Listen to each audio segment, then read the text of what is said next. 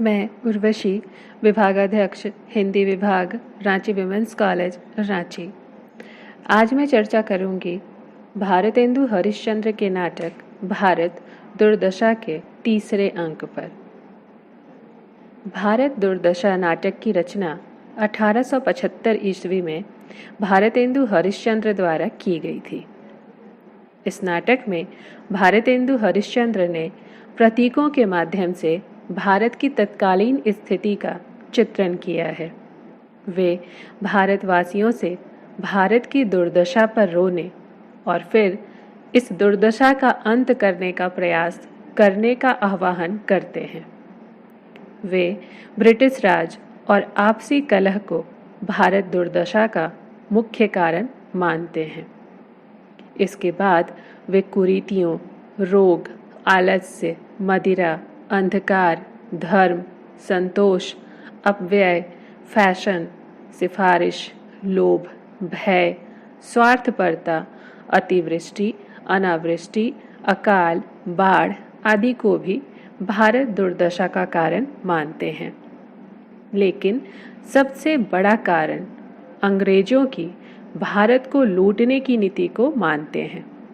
अंग्रेजों ने अपना शासन मजबूत करने के लिए देश में शिक्षा व्यवस्था, कानून व्यवस्था, डाक सेवा, रेल सेवा, प्रिंटिंग प्रेस जैसी सुविधाओं का सृजन किया। पर यह सब कुछ अपने लिए, अपने शासन को आसान बनाने के लिए। देश की अर्थव्यवस्था जिन कुटीर उद्योगों से पनपती थी, उन्होंने उसको बर्बाद करके अपने कारखानों में बने माल को जबरदस्ती हिंदुस्तानियों पर थोपा। हिंदुस्तानियों के कमाई के जरिए छीन लिए और देश में भुखमरी फैल गई। लाखों लोग अकाल और महामारी से मरने लगे, पर इससे अंग्रेज विचलित नहीं हुए। वह बदस्तूर अपनी तिजोरियां भरते जा रहे थे। सारा देश खामोशी से अपने को लुटते हुए देख रहा था, मरते हुए देख रहा था, और सभी के सभी शांत थे, तटस्थ भाव से, निरासक्ति से, निष्क्रियता से। ऐसे समय में भारतेंदु हरिश्चंद्र का भारत दुर्दशा नाटक प्रकाशित हुआ, जिसमें उन्होंने लिखा, रोहूं सब मिली के आबहूं भारत भाई, हा हा भारत दुर्दशा न देखी जाई। इस नाटक के तीसरे अंक में भारतेंदु हरिश्चंद्र ने यह वर्णन किया है कि भारत दुर्दैव कह रहा है कि किस तरह से उसने भारत को बर्बाद किया है। इस नाटक में कई योजनाएं की गई हैं चरित्रों को लेकर। नाटक के सकारात्मक और नकारात्मक चरित्रों की योजना है, तो भारत जो है वह सकारात्मक चरित्र है, वह नायक है। इस पर डॉक्टर रेवती रमन की टिप्पणी है, भारत दुर्दशा में भारत और भारत भाग्य का पक्ष अत्यंत दबा हुआ है। भारत को नायक माने तो उसका नायकत्व परंपरागत बिल्कुल नहीं है, अनोखा हो सकता है। निश्चित रूप से चरित्र की भव्यता एवं गरिमा के लिहाज से देखा जाए तो यह नायक कमजोर चरित्र है। वह नाटक के दूसरे अंक में आता है, उसकी हालत बिल्कुल खस्ता है। शमशान, टूटे फूटे मंदिर, कौआ, कुत्ता, सियार, घूमते हुए अस्थियां इधर उधर पड़ी हैं, ऐसे परिवेश में वह आता है और आते ही अपनी दीनहीन दशा का रोना रोते हुए रोने लगता है। वह जयचंद जैसों को कोसता है तथा राजराजेश्वरी से अपने लाज बचाए रखने की गुहार लगाता है। ऐसा निर्लज्ज प्रलाप कोई उत्तम चरित्र नहीं कर सकता। भारत दुर्दैव के कोप से बचने के लिए गुजारिश करता है। वह लाख लाख कोशिश करता है, लेकिन बच नहीं पाता। उसके भय से वह मूर्छित हो जाता है। यही मूर्छा मृत्यु में बदल जाती है। भारत भाग्य भारत का एक सहयोगी चरित्र है, जो भारत भाग्य के नाम से इस नाटक में आता है। इस चरित्र की सृष्टि द्वारा भारतेंदु सहज भारतीय मानसिकता में भाग्य के बारे में व्याप्त छद्म चेतना को मूर्त रूप देते हैं। यद्यपि भारत की दशा सुधार एक छायावादी, लेकिन फिर भी इसका अपना एक औचित्य है। भारत दुर्दैव की ताकतवर फौज के आगे भारत भाग्य की नहीं चलती। भारत भाग्य की असफलता को दिखाकर भारतेंदु ने भाग्यवादियों पर तीखा निशाना साधा है। राष्ट्रीय चेतना का प्रसार भाग्य भरोसे संभव था भी नहीं। हालांकि अंतिम रूप से भारत को जमाने के अपने लक्ष्य में भारत भाग्य असफल रहता है, लेकिन उसके द्वारा किए गए कुछ प्रयास निस्संदेह सराहनीय है।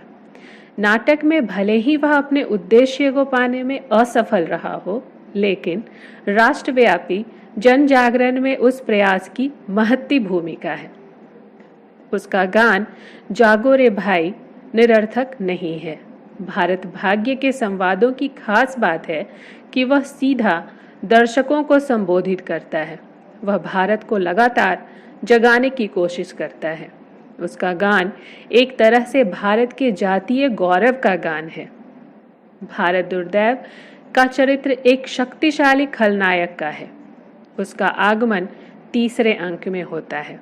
उसकी वेशभूषा के बारे में यहाँ कहा है भारतेंदु ने कि वह क्रूर, आधा क्रिस्तानी आधा मुसलमानी वेश में है और हाथ में उसकी नंगी तलवार है। वह आते ही भारत को ललकारता है, फिर नाचता है, गाता है। उसके द्वारा गाए जाने वाले गीत में उसके लक्ष्य की व्यंजना मिलती है। वह कहता है, उपजा ईश्वर कोप से और आया भारत बीच, छार खार सब हिंद कंज में, तो उत्तम नहीं नीच। भारत दुर्दैव सत्यानाशी फौजदार के साथ आलस्य, मदिरा, अंधकार जैसी समस्त सहयोगियों को लेकर आया है और वह कहता है कि वह भारत की जान निकालने के लिए उसको चारों तरफ से घेर चुका है। इस चरित्र को भारतेंदु ने काफी मेहनत से संवारा है। यह चरित्र अपनी आत्म प्रशंसा वाले कथनों से भारतीय समाज के अंतर्विरोधों को उजागर कर देता है। वह कहता है, भला हमारे बिना और कौन ऐसा कर सकता है कि अंग्रेजी अमलदारी में भी हिंदू न सुधरे। लिया भी तो अंग्रेजों से अवगुण ही। हाँ, कुछ पढ़े लिखे मिलकर देश को सुधारना चाहते हैं। एक चने से भाड़ फोड़ेंगे। जो लोग देशोद्धार या समाज सुधार करना चाहते हैं, उनके विरुद्ध वह इसका प्रयोग कर रहा है। भारत दुर्दशा नाटक में भारत दुर्दैव के अधिकांश सहायक सत्यानाश फौजदार, रोग, आलस्य, अंधकार आदि गौण पुरुष पात्र हैं। इसके अलावा देशोद्धार में जुटे हुए लोग एक सभापति, एक बंगाली, एक एडिटर और एक कवि आदि अन्य गौण पुरुष पात्र चरित्र हैं, जिनकी उपस्थिति नाटक में बहुत कम होने के बावजूद महत्वपूर्ण है। इस तीसरे अंक में स्थान है मैदान, जहां फौज के डेरे दिखाई पड़ते हैं। भारत दुर्दैव आता है और कहता है, कहाँ गया भारत मूर्ख, जिसको अब भी परमेश्वर और राजराजेश्वरी का भरोसा है। देखो अभी इसकी क्या क्या दुर्दशा होती है। वह अपने बारे में बताता है कि वह ईश्वर के कोप से उपजा है और भारत आया है। वह नाच रहा है, गा रहा है और कह रहा है कि वह उत्तम नहीं नीच है। यह खलनायक खुद को यह बता रहा है कि वह खलनायक है। वह कहता है कि तुम मत मानो, मुझे एक राक्षस मानो और मैं हिंदुस्तानियों को कौड़ी कौड़ी का मोहताज कर दूंगा। भूखे प्राण निकालूंगा इनके, तब इन्हें पता चलेगा कि सच्चा राज क्या होता है।